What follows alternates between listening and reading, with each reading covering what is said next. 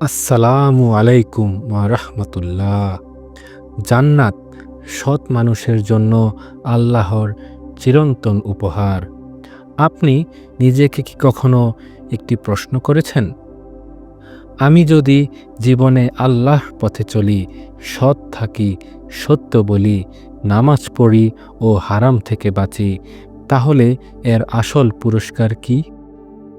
হ্যাঁ, আপনি দুনিয়াতে হয়তো কিছুই পাচ্ছেন না, চাকরি হচ্ছে না, মানুষ আপনাকে কটাক্ষ করছে, ভালোবাসার মানুষ আপনাকে ছেড়ে গেছে, তবুও আপনি গোনাহ থেকে নিজেকে দূরে রেখেছেন, কষ্ট পেয়েও মিথ্যা বলেননি, একাকী থেকেও হারাম সম্পর্কে যাননি। আল্লাহ বলেন, আপনার জন্য আছে এক চিরন্তন পুরস্কার, জান্নাত। জান্নাত এমন এক পুরস্কার যা কখনো শেষ হবে না। এই দুনিয়ার কোনো সুখই স্থায়ী নয়।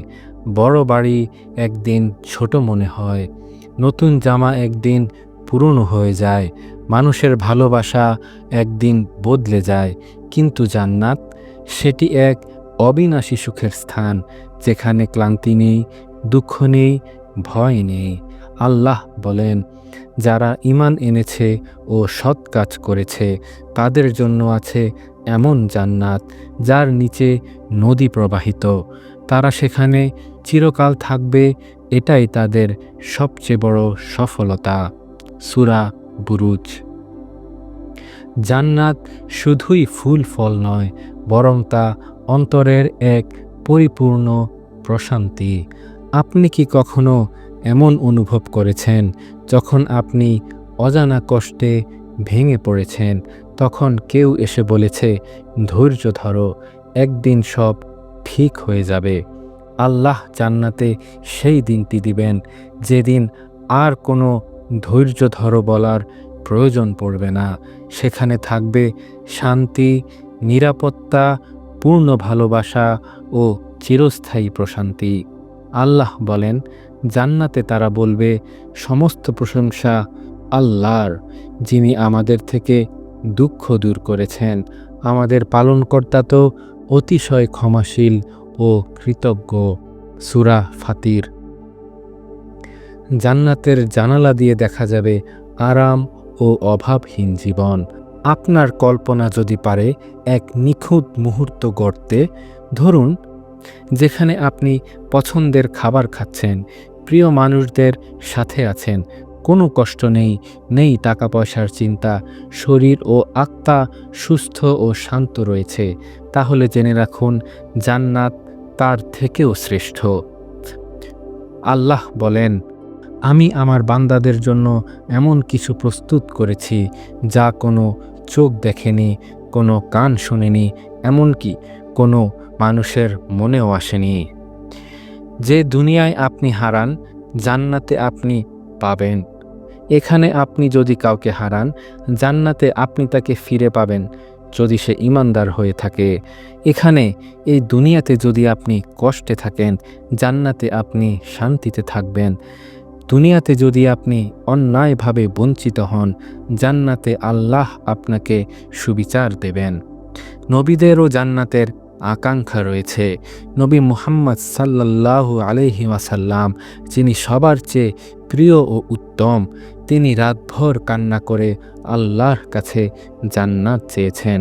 তিনি দুনিয়াতে রাজত্ব চাইলেন না, বরং বলতেন, হে আল্লাহ, আমাকে জান্নাত দান করুন এবং আমাকে জাহান্নাম থেকে রক্ষা করুন।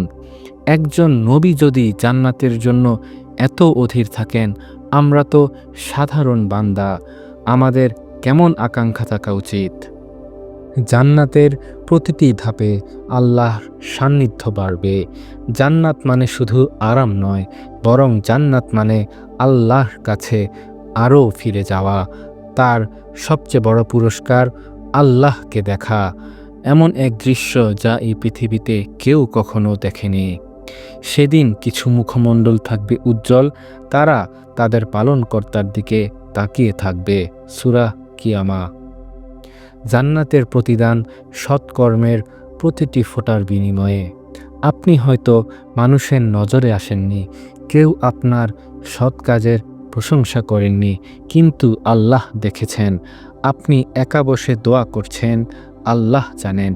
আপনি নামাজে কেঁদেছেন, আল্লাহ জানেন। আপনি হারাম কাজের সুযোগ থাকা সত্ত্বেও নিজেকে ফেরত রেখেছেন, আল্লাহ গোপনে লিখে রেখেছেন তার জন্য জান্নাত। জান্নাত চাওয়া মানেই নিছক লোভ নয়, বরং ঈমানের প্রমাণ। অনেকেই ভাবে জান্নাত পাওয়ার আশায় সৎ থাকা মানে কি স্বার্থপর হওয়া? না, বরং জান্নাত চাওয়া মানে আপনি আল্লাহর প্রতিশ্রুতিতে বিশ্বাস রেখেছেন। আপনি জানেন দুনিয়া ক্ষণস্থায়ী, জান্নাত চিরস্থায়ী। নবীজি ও সাহাবীরা যারা জীবন উৎসর্গ করতেন, তারা দুনিয়া চাননি। তারা বলতেন, আমরা শুধু একবার জান্নাতে পৌঁছাই, তারপর আর কোনো চিন্তা থাকবে না।